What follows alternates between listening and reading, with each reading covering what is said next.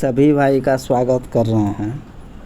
आज अपना लोग चर्चा करने वाले हैं इंजन से रिलेटेड कुछ बात को। ये जो आप लोग फिगर देख रहे हैं ना, ये इंटरनल पार्ट है इंजन का, है ना। ये इंटरनल पार्ट आपका इंजन का है और ये इंजन है आपका डीजल इंजन। अब एक सवाल है कि डीजल इंजन और पेट्रोल इंजन में अंतर क्या है ना। अपना लोग पहचानेंगे कैसे। सबसे पहला सवाल तो लोगों का यही रहता है मन में, है ना।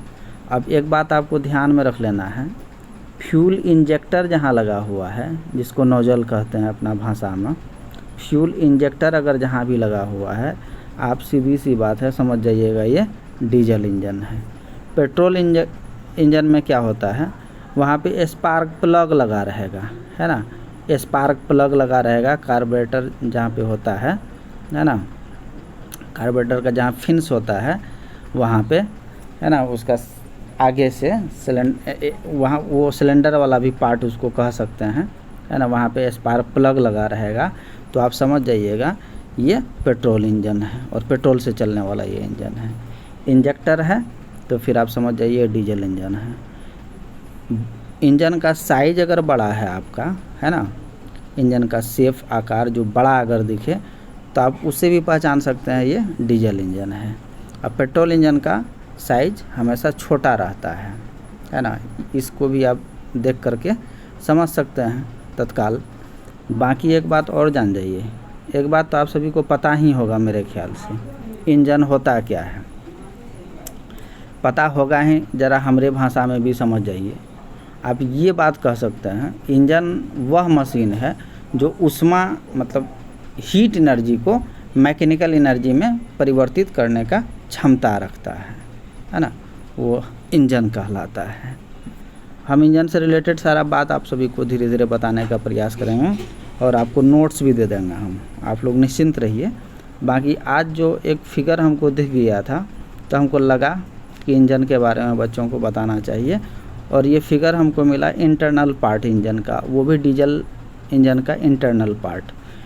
आप इस वाले पार्ट को देख करके आप समझ सकते हैं ये आपका क्या है, पिस्टन है ना। ये आपका लिखा हुआ भी है, ये वाला हिस्सा जो है यहाँ से यहाँ तक ये पिस्टन है। और ये पिस्टन रिंग, ये आपका ये सबसे पहला वाला हिस्सा है, यहाँ पिस्टन रिंग लगा है ना। 3 प्रकार का रिंग है ना। सबसे पहला जो रिंग होता है कंप्रेशन रिंग होता है, उसके बाद ये दोनों रिंग आपका ऑयल रिंग है ना। हम सभी को स्टेप बाय स्टेप बताने का प्रयास करेंगे। और अभी जो आपको हम बताने जा रहे हैं इंजन से संबंधित जो सबसे मोस्ट इम्पोर्टेंट चीज़ है, ये हम हर एक पार्ट इसमें इस फिगर में आपको जो भी दिख रहा है इसके कार्य को, इसके पार्ट को हम बताने का प्रयास कर रहे हैं।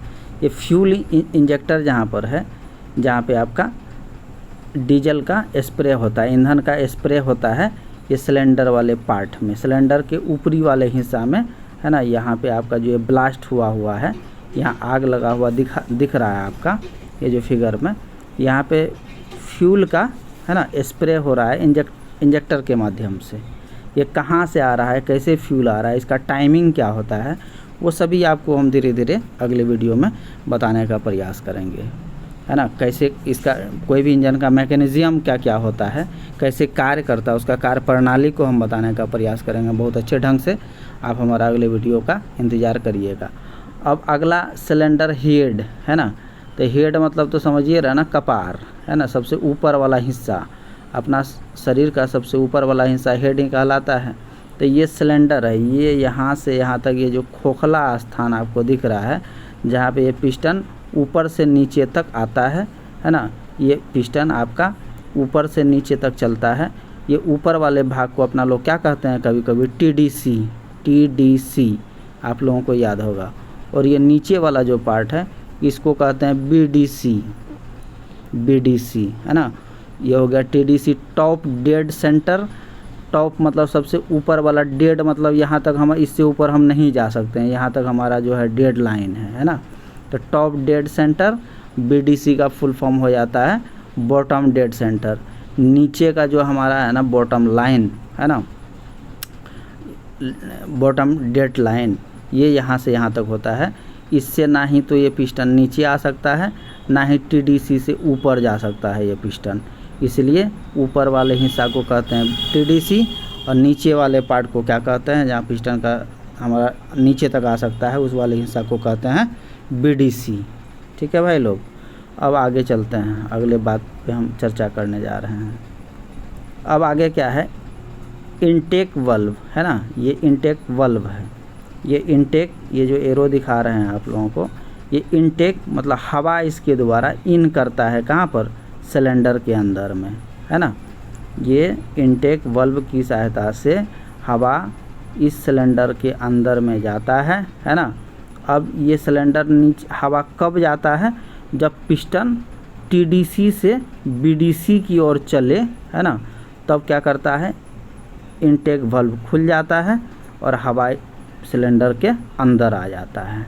सिलेंडर आपको हम बताए हुए ही हैं, जहां हमारा पिस्टन ऊपर नीचे टीडीसी से बीडीसी की ओर अप डाउन करता है, वो वाला हिस्सा हमारा जो ये खोखला वाला स्थान वो हमारा सिलेंडर है।